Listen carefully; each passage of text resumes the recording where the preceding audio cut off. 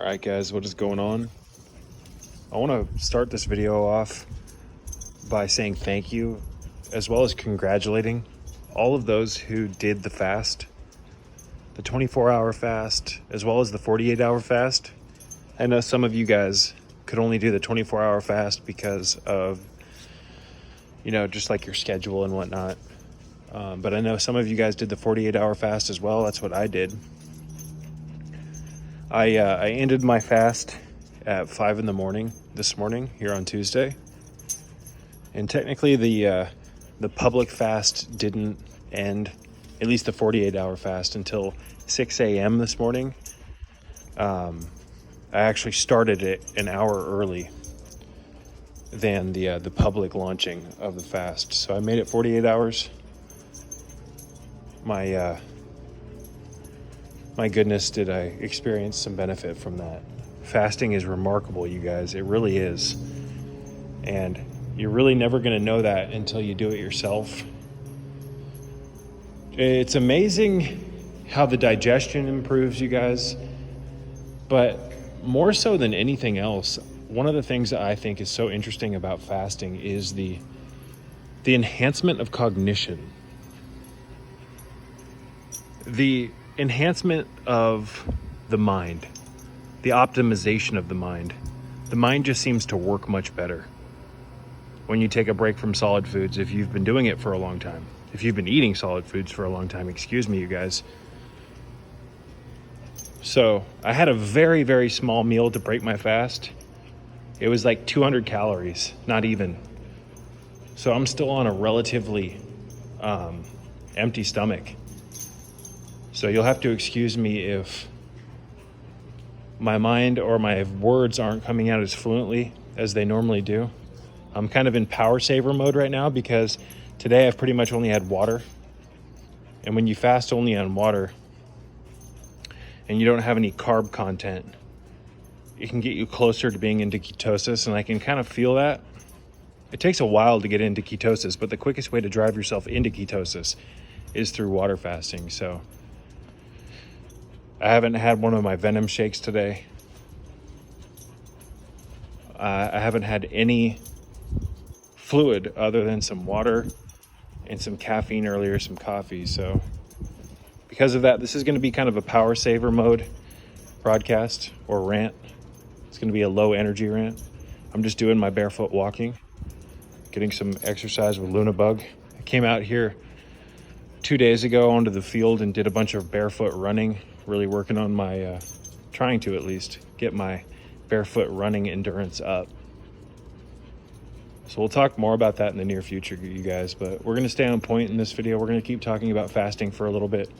Again, I want to thank all of you who joined the 24-hour fast as well as the 48-hour group fast. This was the first official Temple of the Everlasting Flame group event, and in my opinion, it went very well. Let's take a stop and look at the beauty, the sheer beauty of nature.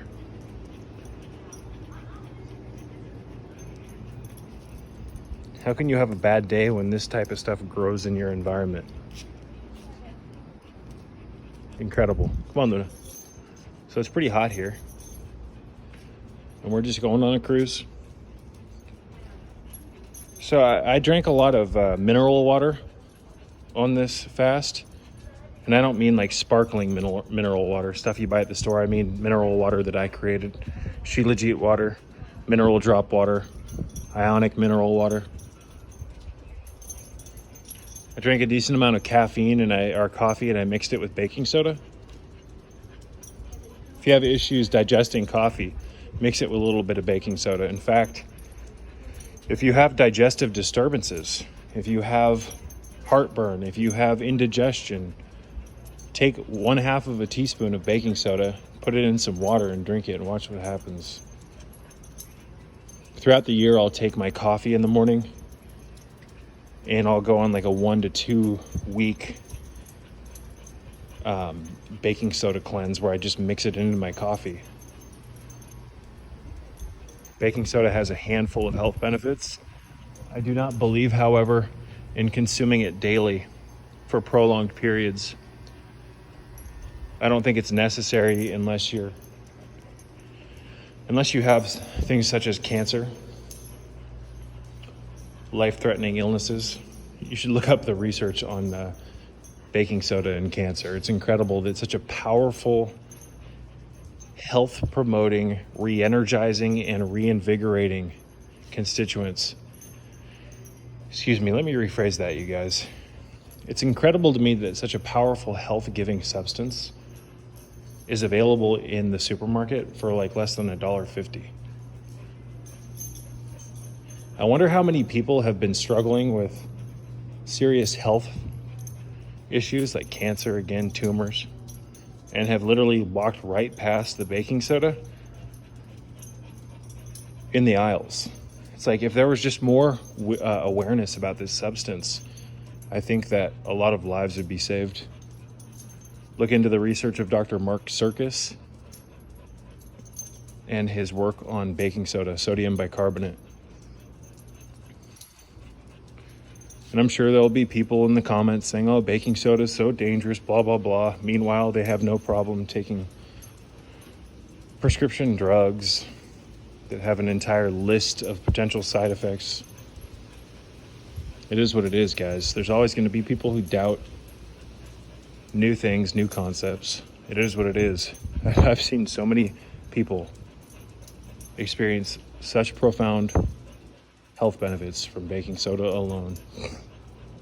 One of my videos on baking soda, which has gotten over like, I think 1.5 million views, it might be even more than that. That video has received so many comments over the past 5-6 years. And it's incredible to see people's testimonials in the comments about the benefits that they experienced from consuming baking soda. And that video that I'm talking about that I made years ago was about the health benefits. It was a recipe of me showing you how to make a baking soda and lemon potion, which baking soda is powerful enough by itself. When you mix it with lemon, it becomes even more powerful, in my opinion. There's some conflicting beliefs about that, but it is what it is. So guys, at the end of the day, we're living in a world of so much beauty. This world has so much to offer us. But we get held back because our growth is truly stunted, because we grow up in a world, a new world order ran world, where your health is stunted. You know, guys, just because you grew muscles and grew taller and you went from a baby to an adult, that doesn't mean that you're healthy. That doesn't mean that your growth wasn't halted. That doesn't mean that there wasn't a stasis in your development. You see, the body can grow and the mind can stay immature. And just because you grew tall doesn't mean you're using the full power of your brain, your kidneys, your liver. All of these organs in our bodies are sacred artifacts in the true living temple of God, which is the human body. And we live in this divine shamanic church where living conscious entities, which we've learned to call trees, grow around us. This is a shamanic living, breathing garden. And if you could just glimpse a taste of the truth, the nectar of Kundalini, if you can experience, even for a slight second, the enlightenment process of the brain by way of the Kundalini rising up into it, you would realize that we are highly immature in our development here and that we have much growing to do. You see, it's hard for people, it's hard for the masses to realize that we're in a state of immaturity and that there's much more to life than what we're being told by the mainstream consensus. It's very difficult for people like that to wake up because they don't have a reference point showing them that there's more. When I experienced Kundalini in my early 20s, I knew instantly that, holy shit, I've been sold a bill of goods and I bought into it. And sure, I was conscious up to the point where I had my Kundalini awakening. But being conscious and really conscious are very different, folks. A lot of people get into the conscious community and they think that they've made it.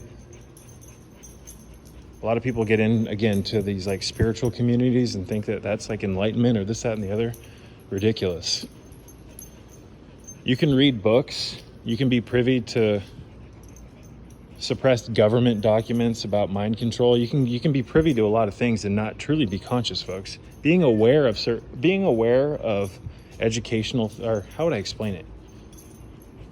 You can have a bunch of book knowledge, but not have wisdom. Because real wisdom, folks, at least in my opinion, real wisdom does not come. There's so many ways, let me just say this, there's so many ways which we can define wisdom, but in my opinion, the epitome of wisdom is knowing what the purpose of the body and the mind is. And that is achieved through Kundalini. Kundalini shows us that our body and our brain is currently in this crazy matrix only using about 1% of its potential. So, guys, how can you try to say that you know the definition of wisdom? How can any of us say that we know the definition of wisdom or that we know what the meaning of life is when we use like 1% of our capabilities? You see, I think the epitome, or the spearhead, if you will, of true wisdom is Gnosis. Gnosis is Kundalini, the risen serpent energy, which is the true Christ. Through the risen Kundalini, we know the truth. We are brought into the angelic kingdoms. We now experience what life is like with a body and a mind that's working at more than 1% of its potential. When you experience glimpses of this, because most of us we only experience short-term Kundalini awakenings. Don't try to tell me that your Kundalini is ignited and that you're walking around with it activated everywhere. Most people, 99% of them, experience Kundalini in like almost like orgasmic waves. With an orgasm, there's a buildup, a climax, and then it goes back down. The same goes for Kundalini here in this matrix. Most people, myself included, when they experience it, there's a buildup, it awakens, you're given a glimpse of something far beyond what you were prior to that awakening, and then it goes back down, you go back to your normal consciousness. So where the hell was I going with that? Excuse me, I'm just ranting. When we experience Kundalini, we see beyond the veil. We pierce the veil. The assemblage point is moved and shifted, and the true church bells of God start ringing. Once you experience these incredibly mind-altering states of consciousness, which is our birthright, you are forever changed. And you see how the world was designed to be a massive illusion to keep you distracted and away from the truth, which is that you are designed to walk with God through Christ, which is the risen Kundalini. Through Kundalini, we know God. This is what connects us to the truth source, the monad. This is what connects us to the pleroma, the realm of lights, while we are in third density. That's been taken away from us, and we participated in it. And because of that, we use less than 1% of our potential, because, folks, anyone who experiences Kundalini knows that we're truly experiences it. None of this fake fucking wannabe yoga class nonsense, but anyone who has a real awakening, they know that we're only using a small fraction of our potential and that our health is under an assault. So again, to get away from that and to dovetail back into what I originally brought all that stuff up about, how can we act like school is what's best for us? How can we act like the pursuit of modern knowledge is what's best for us? How can we actually know that living according to the system's standards is what's best for us?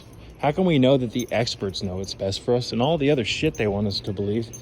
When we're in a state where we use 1% or less of our brain, 1% or less of our actual spine power, less than 1% of our mind power, how can we sit back and act like we've got it all figured out because we get degrees and high-paying jobs? This is ridiculous.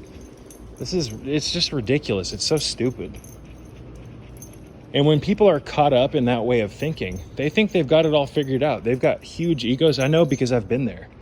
They've never had their mind truly exercised. And I don't mean like exercising on a bike. I mean exercising like exercising a demon. But the real demons are the mind states that we get in where we think, for instance, that we've got it all figured out. Like, this is the meaning of life, to make a bunch of money and die. Oftentimes die a miserable death. Then that's not the meaning of life to me. You see, the meaning of life to me is to merge with the divine, to discover what the meaning of life is. And we can't do that without Kundalini. I'm sorry, guys. In the same way that your body cannot operate without a heartbeat, your body was designed to have Kundalini moving through it. This is an anatomical process, a physiological process that is part of our biological blueprint. But we can survive without it, but we do not thrive without it.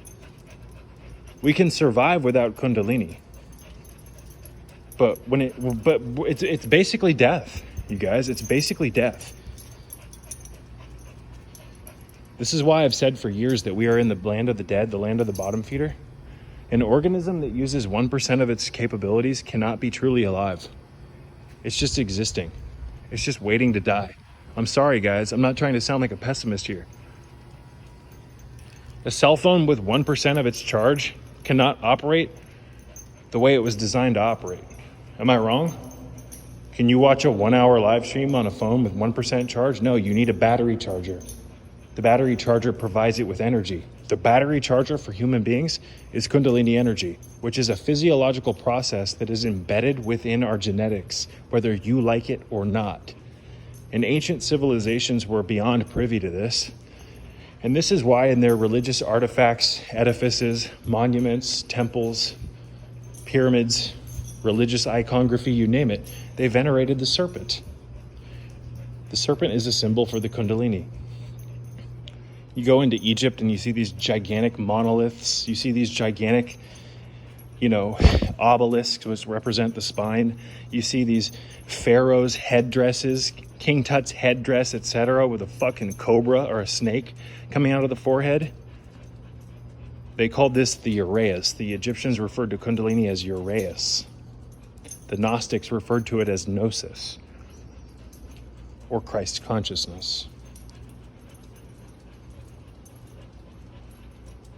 Other groups refer to it as Kundalini. Some individuals refer to this state of consciousness as Thor's wisdom.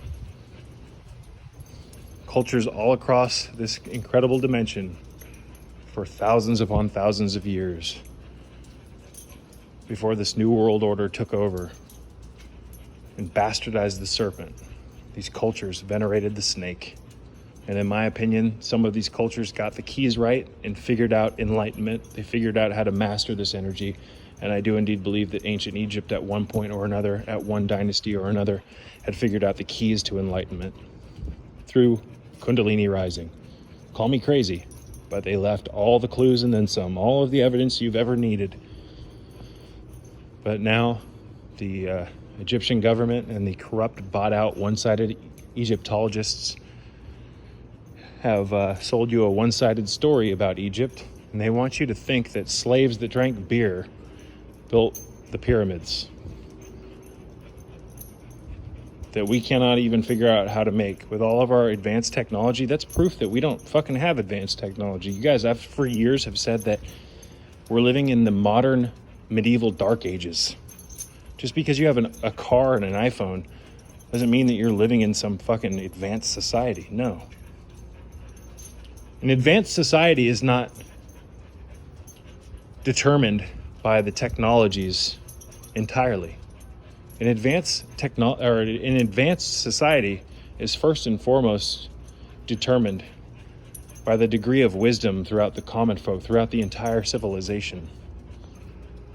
You see, advanced, enlightened cultures don't get caught up in the drivel of modern life here in 2021. It's not the type of thing that's on the resume of a civilization of supreme beings. So I'm just ranting, but again, how can we sit back and act like we know that we're on the right path in life when We've created this belief about our path in life from a body-mind complex that's using 1% or less of its capabilities.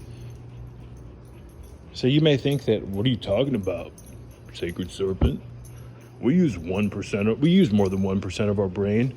That whole brain body percentage thing is just a rehashed theory. Scientists have proven it wrong. I know. Is that the world we live in now, where people rule out whether something's true or not over Google articles?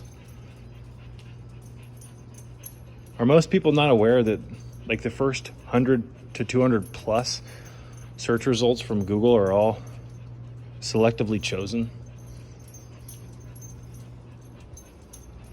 Do people think that like scientists just know everything? Scientists and doctors and the groomed experts that tell you how to live your life? Do people just assume that they know what's best for them? Don't you know what's best for you?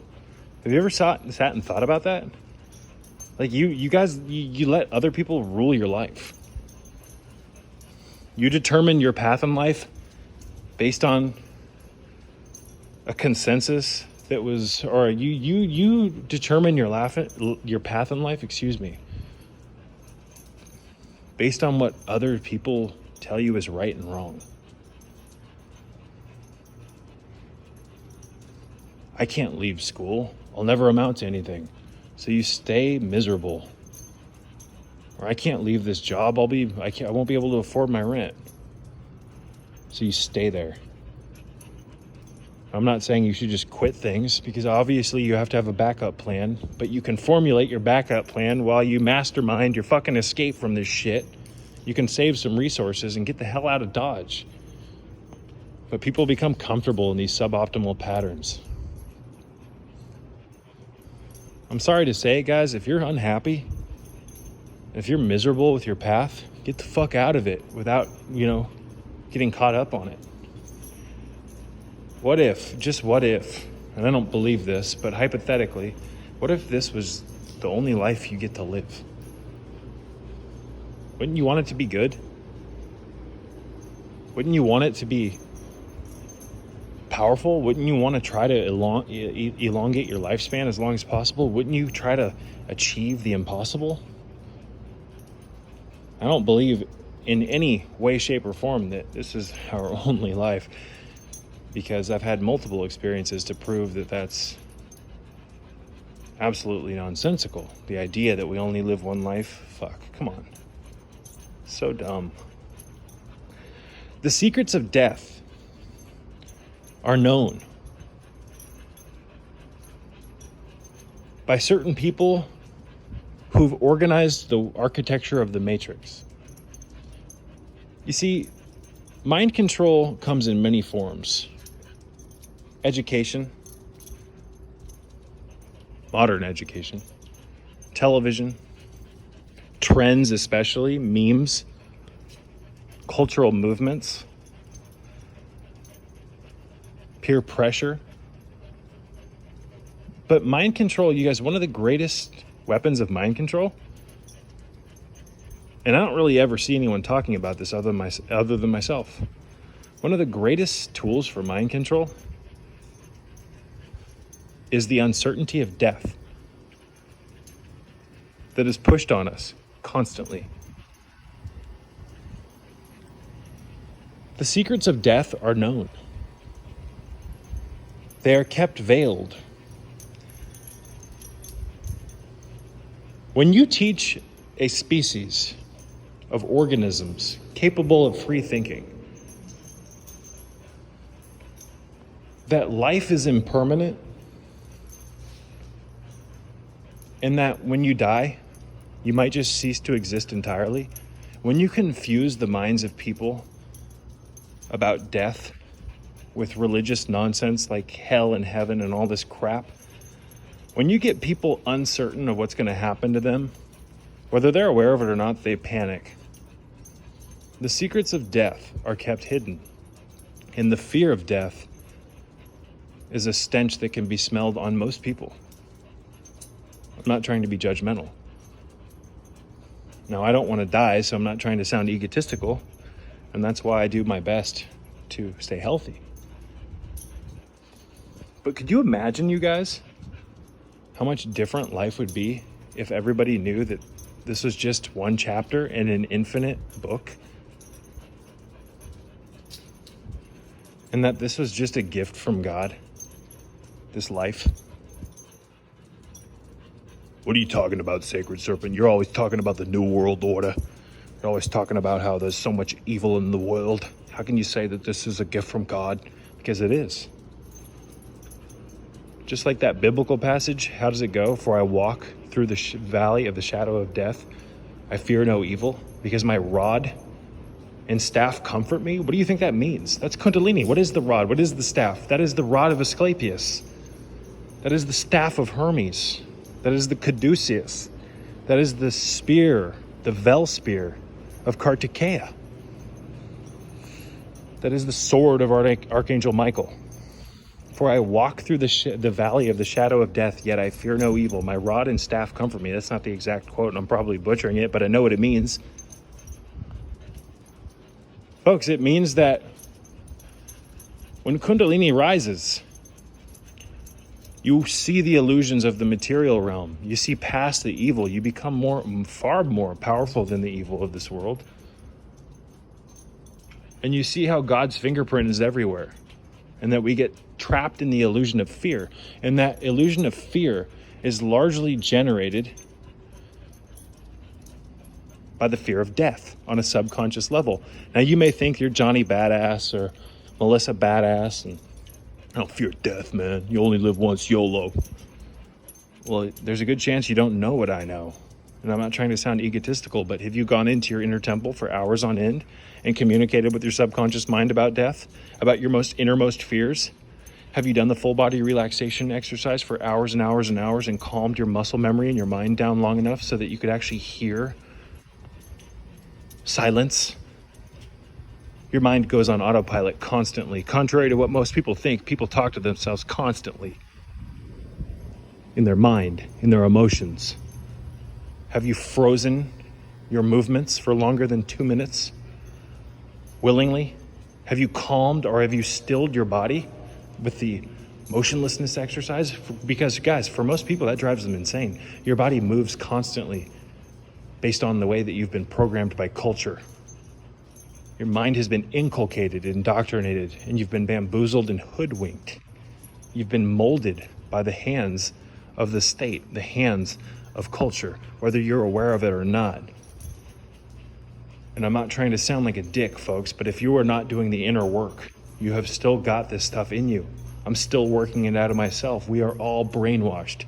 You being brainwashed doesn't end because you like the Matrix film and follow some certain people on Instagram that you think are more intelligent than you, who spread information or this, that, and the other. No. Folks, we've got it all wrong.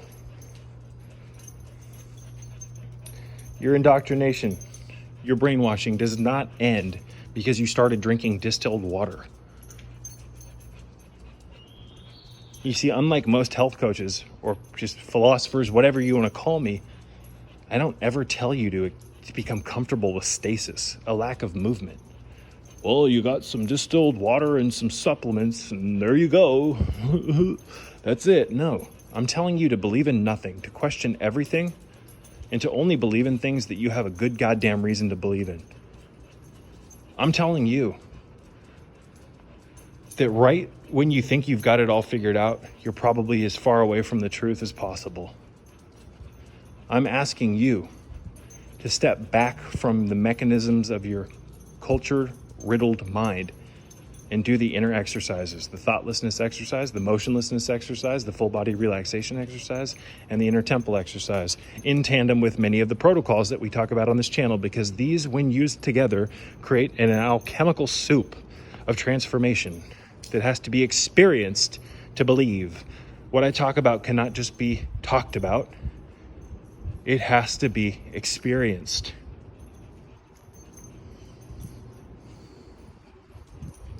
Otherwise, how are you going to know what the soup tastes like, the alchemical soup? How are you going to know that it digests well? By smelling it? No. Smelling it, which is a metaphor or symbolic reference for you becoming curious in the soup, brings you to it. But conscious interaction with it and consumption, that's the only way that you can experience what we talk about on this channel. And that's just a metaphor. The consumption of the soup is just a metaphor for you actually doing the work. Doing the work. You see, learning things doesn't mean you've applied them. An application in this world is what's truly important. Not the accumulation of factoids and information that you can store in your mind to sound smart around your friends or your family. No, application of knowledge gives birth to the genesis of wisdom, or gives rise to the genesis of wisdom. Again, knowledge that is applied gives rise to the genesis of wisdom. Knowledge put into action generates wisdom, because only through applying knowledge can you see what's right and wrong. You have to test things before they work, right? Kind of like if you have a set of keys and you have a vehicle you're trying to start. What, are you just going to randomly pick one and think, I've found it, eureka? No, you're going to have to go through probably a handful of the keys before you find out which one fits in the keyhole. You don't just go, that's a key. I know what keys look like. That's, I read that this is a key.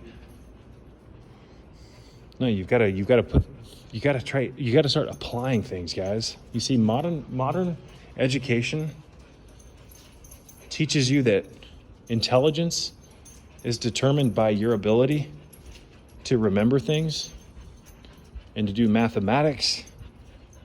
It gives you a very one-sided version of history. It's insane. You guys, you know that most of the history about this earth and about who you are has been hidden from you?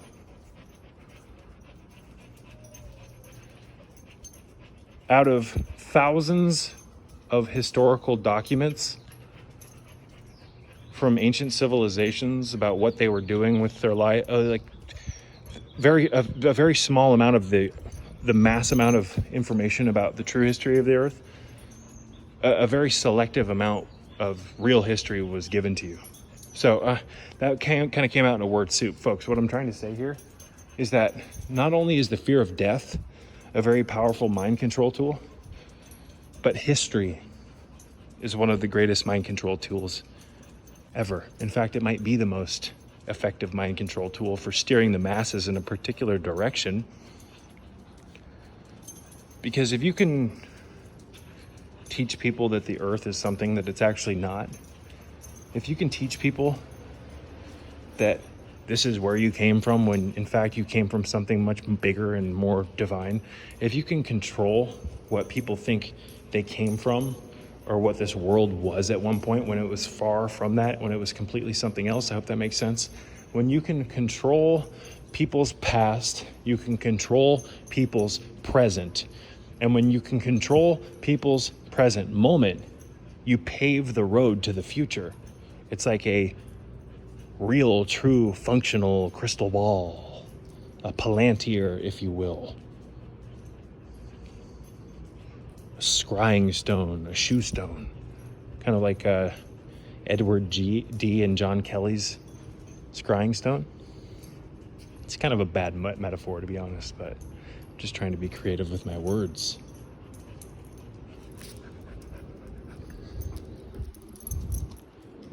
The application,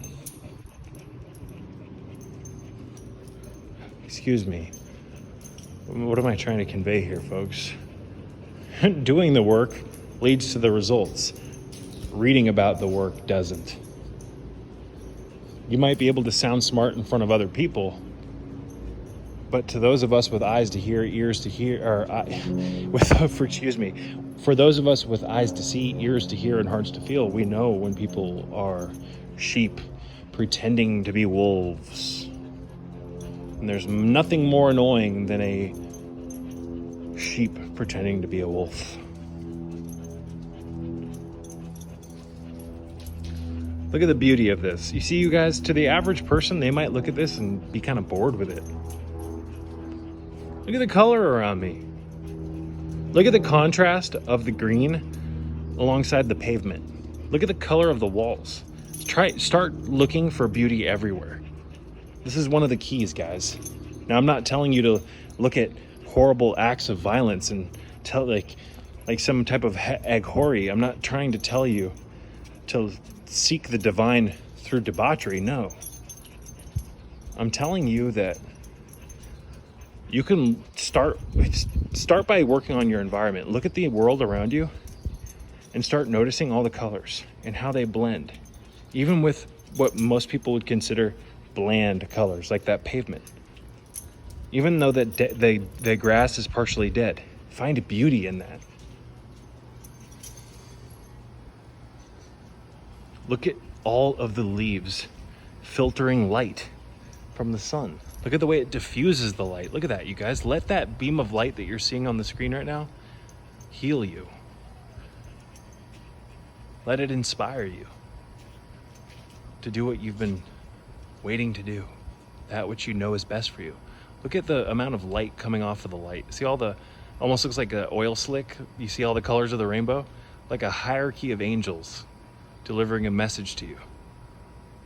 Let that sink in.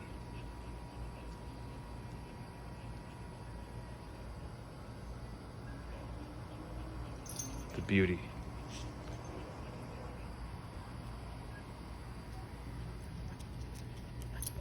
The beauty. So to wrap things up, guys, how can we sit around again, not to be repetitive, but how the fuck can we think we've got it all figured out when we can't even get our lives in order? And I'm not saying that my life's in order, because it's not. I make some fucking ridiculous mistakes regularly. I want to be looked at as a friend of yours, not some teacher. I'm just someone who knows a few things, just like you know a few things. When we put our minds together, they all fit together like a puzzle.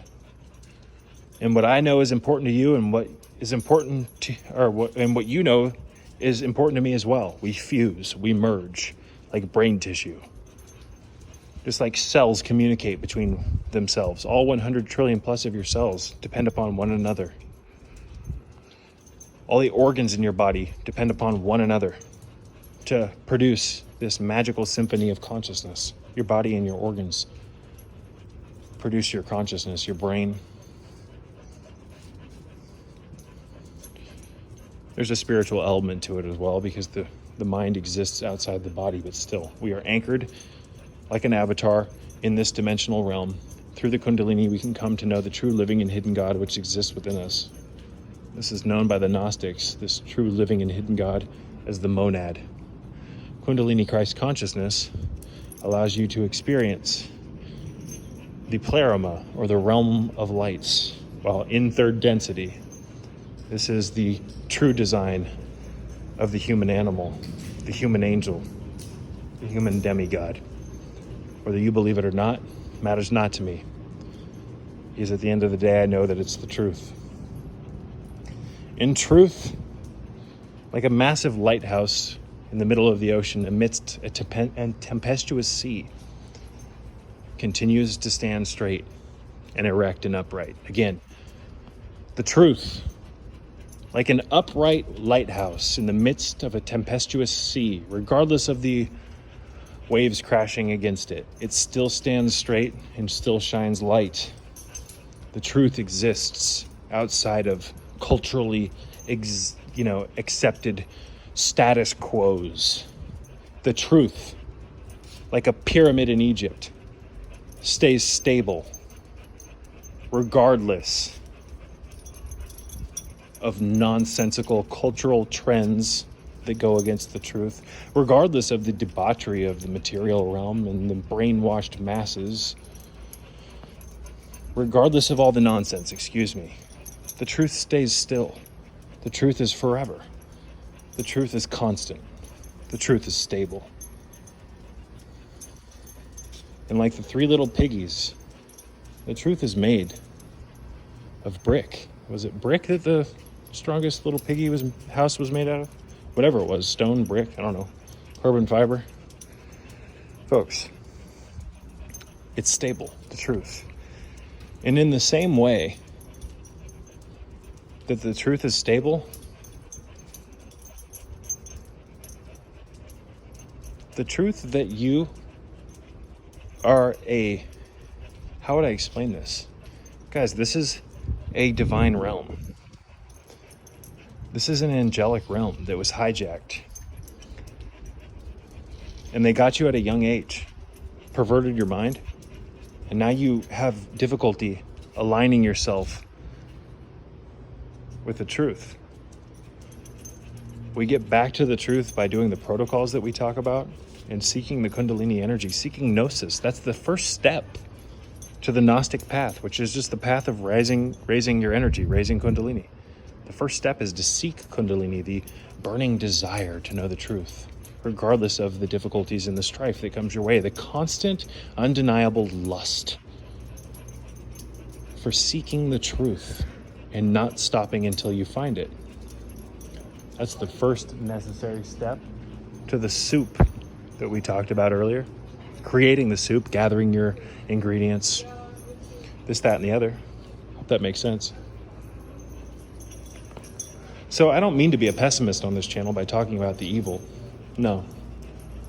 I talk about the evil, folks, because a select hierarchy of individuals who have created committees and secret societies, they have hijacked natural human development, and we are being used in a genetic experiment like slaves against our will without us even knowing it. They've taken us away from the Kundalini, and we've participated with it.